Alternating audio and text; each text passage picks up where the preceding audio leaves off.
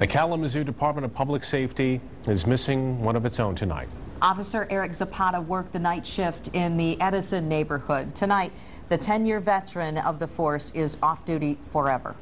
The 35-year-old was gunned down by Leonard Danny Statler. Police say that Statler took his own life with the same long gun used to shoot the officer. Tonight, we want to, in the words of the police and Statler's mother, I conveyed my expectation that every officer comes home safe. I'm sorry, but we're hurting too, and we're grieving too. I now stand before you and must report that that expectation wasn't met. Mr. Statler opened fire. He's the last person in the world I'd ever thought this of. He shot and killed Officer Zapata, shooting him at least in the head and in the chest. I'm sorry, and I know if he was here to say so, he'd say he's sorry. Less than 24 hours after Officer Zapata's death, the community of Kalamazoo is still reeling, trying to understand what's happened and how to move on. 24-hour News 8's Danny Carlson was at a Vigil tonight.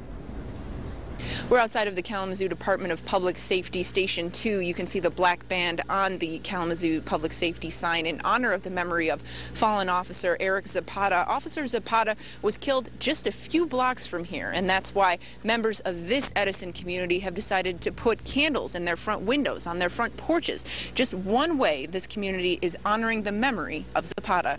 It gives me a whole new appreciation of these guys are out there every day, and that in a blink of an eye, their life can be changed forever. It was that realization, combined with sorrow, that propelled Elizabeth Baker to go to a vigil for fallen Officer Eric Zapata. Console the bereaved, the family, the friends. An officer the Edison homeowner knew by sight, if not by name. It's basically like we're neighbors, and so when we found out that this had happened to basically one of our neighbors, it was just devastating to think that this had happened, and it happened so close to home. Do not let our faith fail us. Dozens showed up to the vigil at the Stockbridge United Methodist Church in Kalamazoo to honor the memory of fallen Officer Zapata.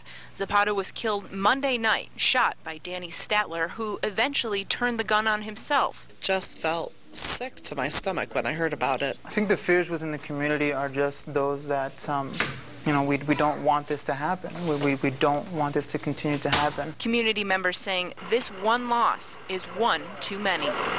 Everyone we spoke to tonight told us that their thoughts and prayers are with Zapata's family tonight. But another thing that we keep hearing both inside of that vigil and outside is that many people in Kalamazoo, their thoughts and prayers are also with the suspect's family tonight. The other thing that we keep hearing in this community is that there has to be some way that they can figure out to make sure that violence like this never happens again in this community. One of the ways that we have heard community members are trying to do that is a Stop the Violence march planned for this Saturday afternoon, and we will have more details on that march as they become available both on air and online. In Kalamazoo, Danny Carlson, 24-hour News 8.